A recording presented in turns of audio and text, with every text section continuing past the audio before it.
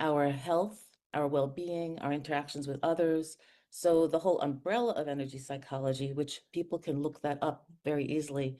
I belong to an organization called ACEP, and ACEP is ACEP, Association for Comprehensive Energy Psychology, ACEP.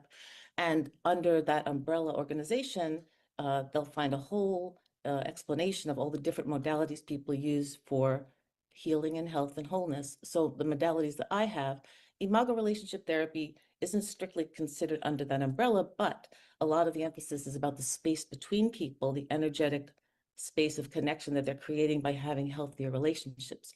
So there is a space of energy between people in relationship that is considered energetic. So that's why I also refer to that as an energy modality that does help with the health and well-being of our relationships, which are very important to all of us because we all have them. And then I also am a certified EFT tapping practitioner, and EFT stands for Emotional Freedom Techniques. And that is a method which, if we have to describe it quickly, we say it's emotional acupuncture. It's an acupressure system where we touch with our own fingertips, points along our body that are called meridian points. And the theory behind that is that when we have an obstacle, a traumatic memory, a negative belief, an issue that keeps activating us, very often that's about a frozen experience that's triggering us and our frozen reactions. EFT, through the use of the tapping and through some sequences of how we address the emotional reactive state that we're in, can decrease that stuck point. So we're unfreezing frozen blocked energy. So that's also an energy modality and is based on Eastern medicine, many thousands of years old with acupuncture and other related theories that we have blocked energy that needs to be free flowing, our life energy. We're trying to unblock it. So that's a simplified explanation of EFT. And then Logosynthesis is another method that I am actively working with. Logosynthesis is another energy modality based on the use of words to try to unfreeze frozen emotional energy or triggers or limiting beliefs. That one is not used through touching, which some people are averse to a somatic experience like touching themselves or feeling that it bothers them or neurologically it's very uncomfortable for them. So logosynthesis was developed by a Swiss psychoanalyst called Dr. Willem Lammers, and he created this system where basically you're making an appeal to the energetic field to remove energy that does not belong to you, to take back the energy you've given away, and also to remove energy from your reactions that you have to standard things that cause you reactivity. So a lot of them are very intertwined. It's hard to explain exactly how until I show each modality to people. But this last month, in fact, tonight, I'm actually teaching my active listening class at an adult education center, which shows the whole mirroring, validating, and empathizing aspects of the Imago dialogue that became a safe conversation dialogue. And then last week I taught them EFT, and next week I'll teach them logosynthesis in a basic way to show them all. Students are coming to each of the three classes with the idea that they wanted to learn more about these three methods and showing the thread of how they're all energy related. So that is what I call myself also as an energy psychology practitioner, because I am very much trying to intertwine all those methods. Um, and please tell me if you're not comfortable doing this, but let's try to give a little bit of an example here.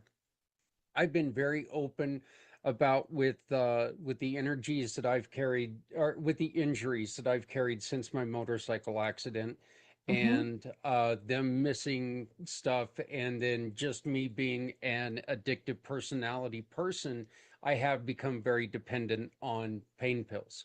Um, uh, what would be in obviously we can't do the tapping here, but what would be the first thing that if I came to you and I said, Aviva, I need help to conquer this, what would be the first steps that we would do?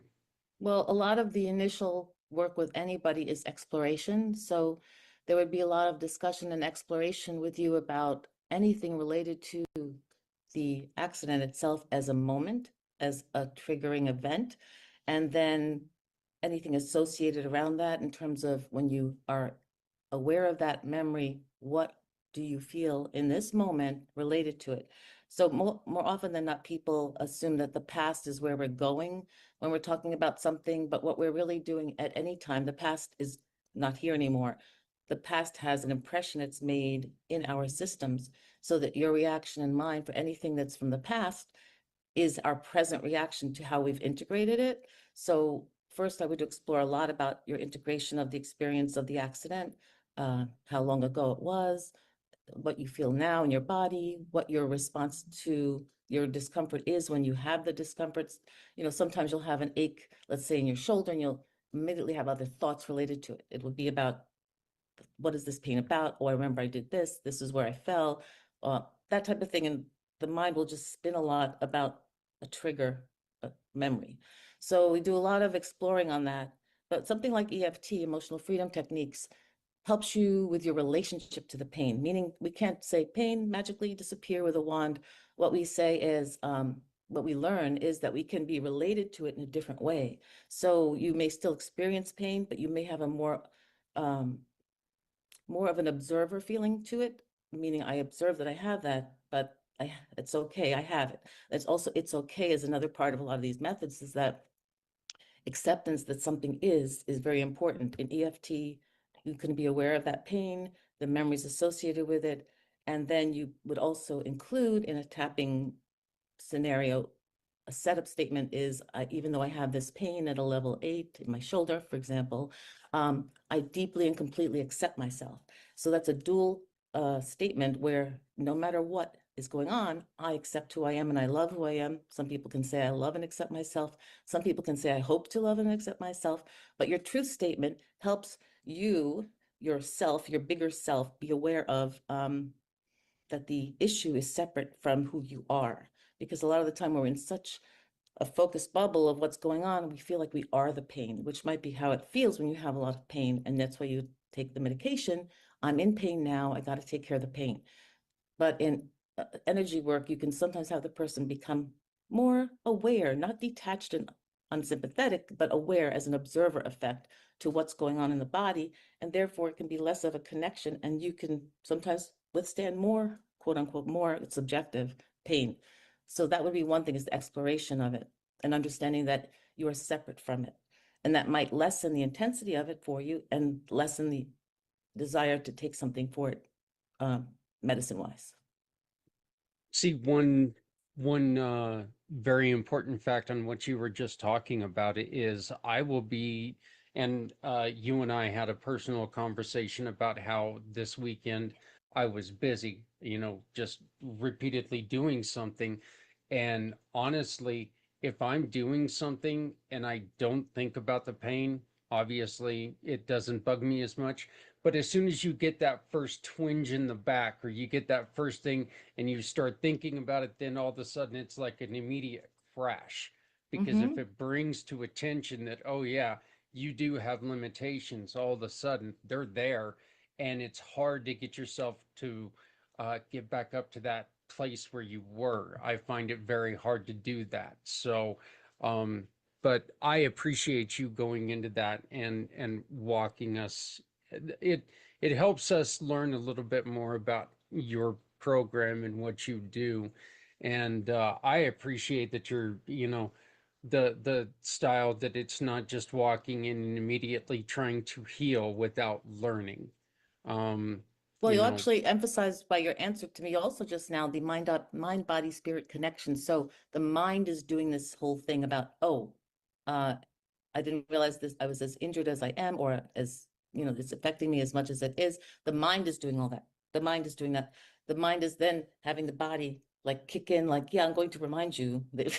So what we're doing in energy psychology work, and there are other methods as well. And anyone's welcome and should, if they'd like to be more interested in knowing more about it, go to ACEP's website and just look around, because there's lots of ways to be disconnected.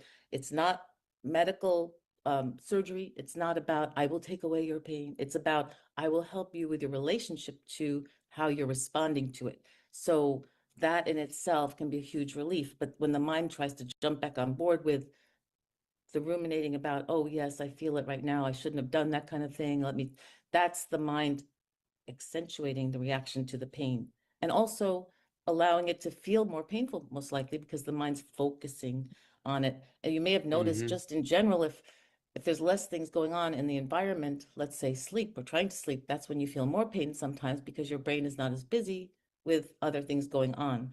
So the mind's saying, let me have something to do in a way. But that's often when people feel more pain is in the night. Uh, because their mind doesn't have enough, their mind's saying, let me find something, it goes there. That's not the only reason that happens, but it's just very interesting. You can change your reaction or your relationship to the pain by how the mind processes the memory of it, the reaction to it, and other similar things. Yeah. Well, I know that at night my mind always goes to all the things I didn't get done in the day, you know, Hmm. and so I guess I don't ever let my mind really get into the pain part because I'm always thinking about all the things I should have got done in that day. But It's a great time to um write a list. yeah, It's a great yeah, time to write lists. Hmm. yep, absolutely. So um what uh what are some of the other methods that you would use in different relationships? How are do you use all of your the tapping, the everything else? Do you use all of that in all relationships, or is it more effective in some? Is it really just the person who Well, you're treating?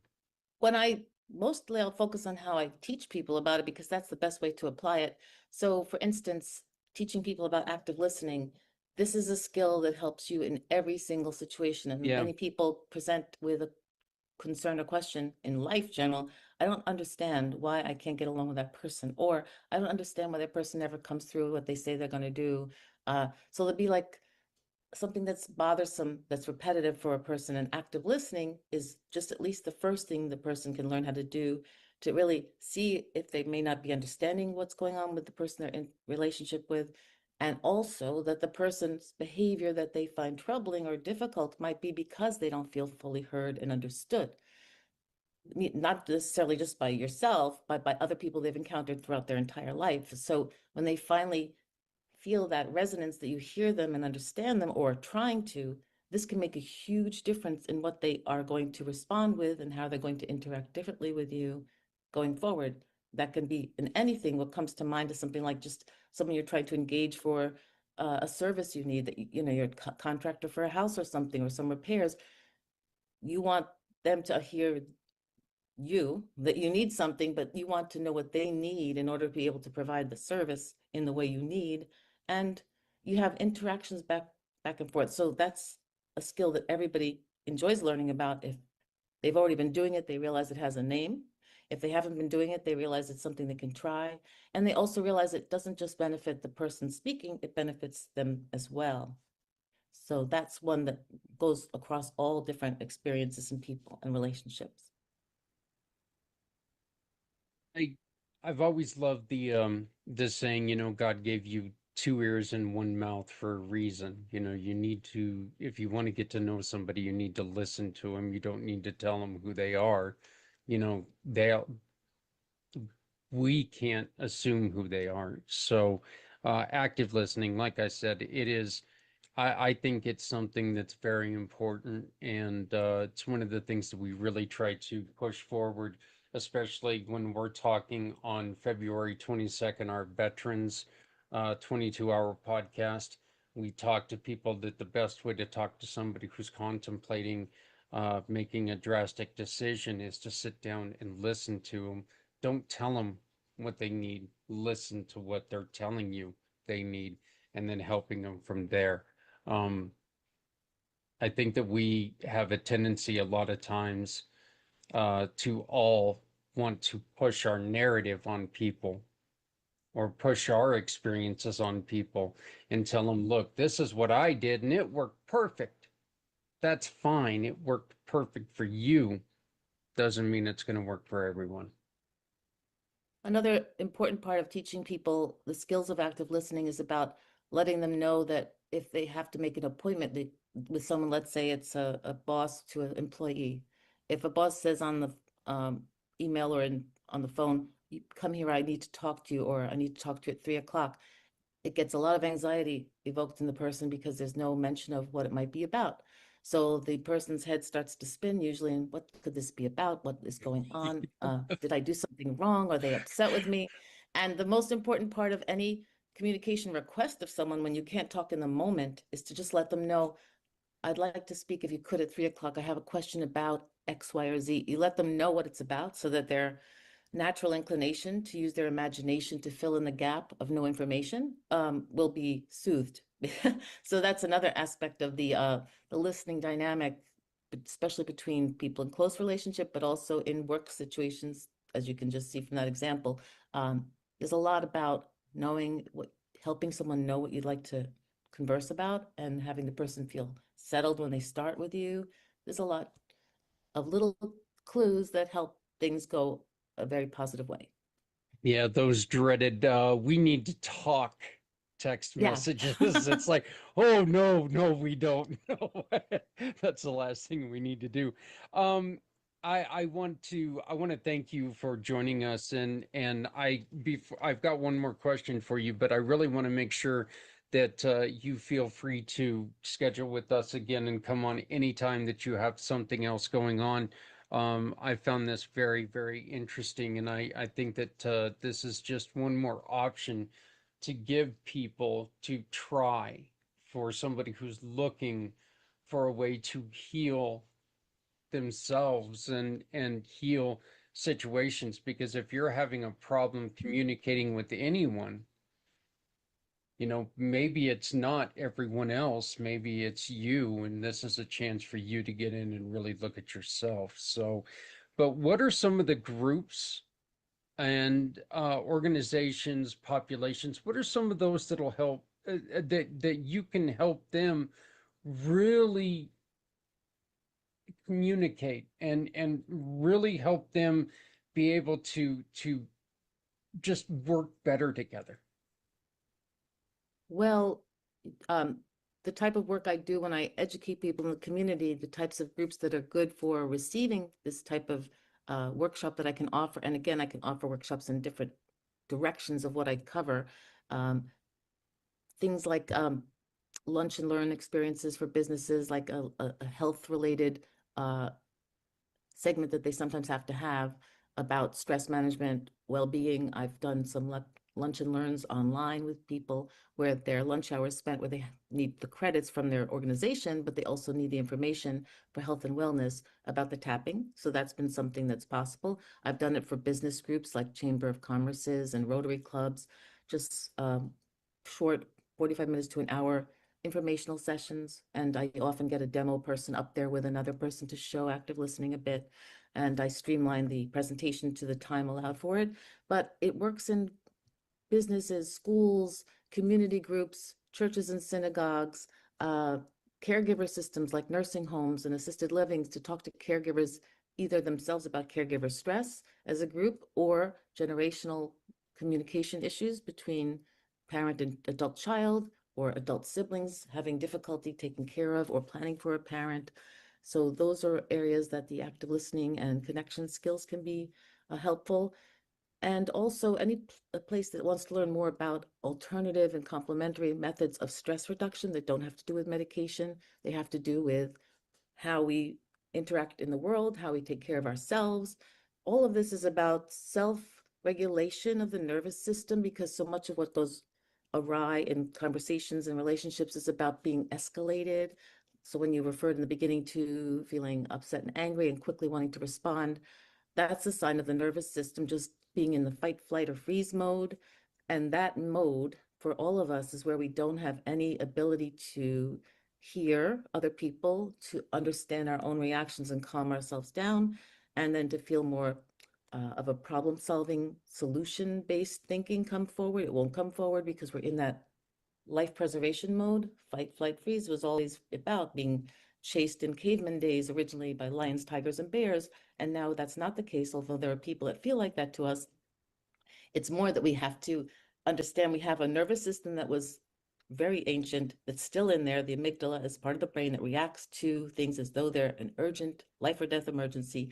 And often that's how we're reacting to the present day stressors of people, the news, anything that's going on. So I can help people with understanding their reactions. So situations or places that want skill sets, that's one avenue for how I can help people learn. And how do people get a hold of you?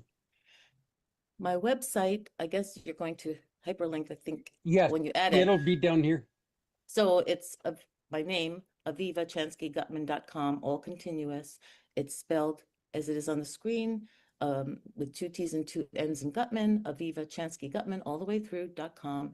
And my web designer is Mr. Z of the World Wide Webs, and I highly recommend him. He's been helping me for over 10 years, and he's a wonderful person as well as web designer.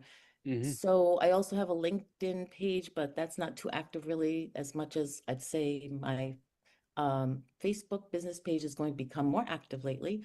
And I'll also be giving an article once every few weeks in a newly developed Instagram page called the Perch of Larchmont. And I live in Larchmont, Westchester, New York. And I do help people all over the country. It's not Hmm. based on that for workshops that can be online. But in person, I live in Westchester, New York. And this is an advice column that's called Ask Aviva. So the first article that's out there, which they'll probably be able to see if they go to that Instagram page, will reference, and that'll also be cross-referenced in my stuff, my LinkedIn and my Facebook page, and on my website. That will be about the holiday stress of anticipating being with difficult people in the holidays, which nobody can relate to, right? Well, I think that that's something that you and I do need to communicate on because we have the 37-hour recording for holidays. But thank you, Aviva. I greatly appreciate it. I hope that you come back and join us again. Thank you, Zach, for all your active listening. Great skills, and it was nice to work with you today. Thank you so much. Yep, goodbye. Okay, bye.